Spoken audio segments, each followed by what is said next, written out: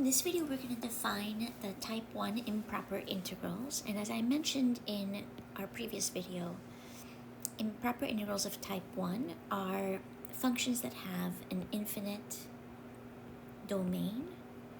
And we want to find the integral of these functions over the infinite domain. So for our first type, let's suppose that we have, or that we're interested in finding, the integral from some constant value a to infinity of our function f of x dx, like what we have on the right.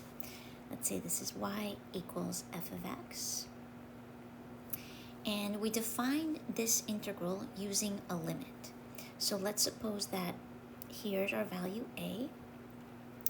What we're going to do is find an expression for the area between the function and the x-axis from a to b.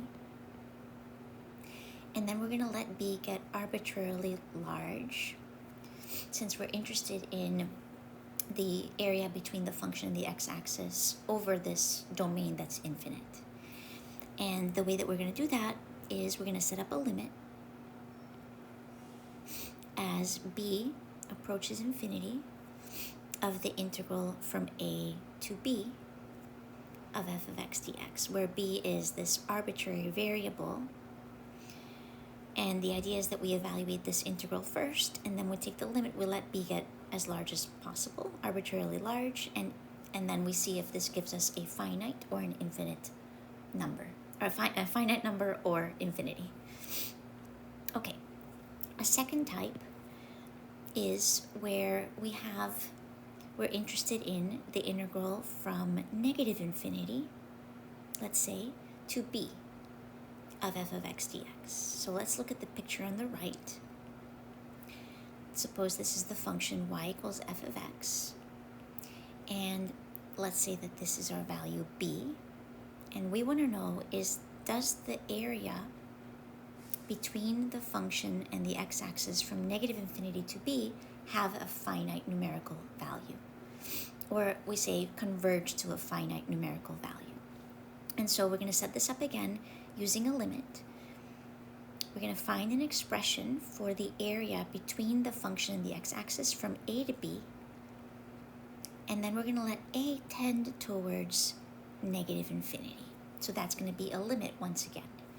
So the way we define this will be the limit as a approaches negative infinity of the integral from a to b of f of x dx.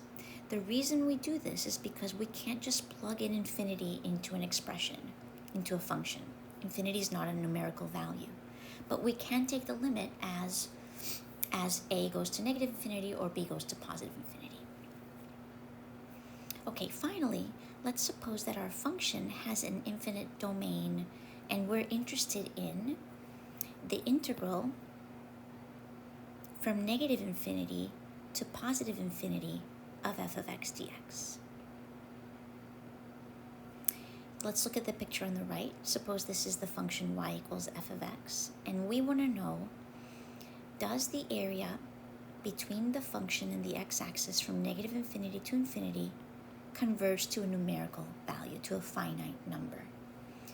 But to do that, we're going to have to break this up, because we can't just integrate and then plug in negative infinity to infinity. We can't do that. So we're going to break it up at some point, some value, let's say c, somewhere in the function's domain, and rewrite this as two integrals. The integral from negative infinity to c of f of x dx plus the integral from c to infinity of f of x dx. And then we treat each of these as we did above in numbers 1 and 2. So for the integral on the left, we're going to set up a limit. So I'm going to find an expression for the area between a and c that I'm shading right now in green. And then we're going to let a tend towards negative infinity. So we'll write the limit as a approaches negative infinity. Oops. integral from a to c of f of x dx.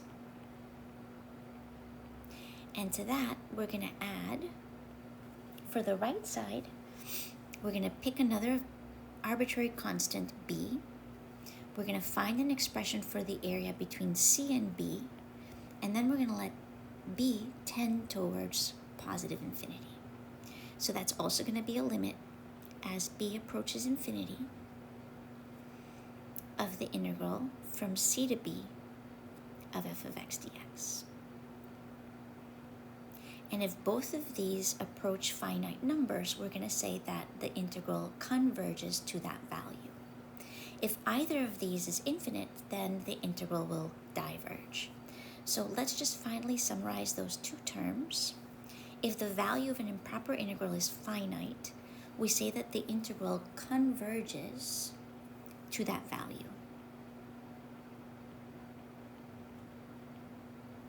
To the finite value that we have found. And if the value of the improper integral is not finite, so infinity or negative infinity, we will say that the integral diverges. And we cannot give a numerical value to the area between the function and the x-axis.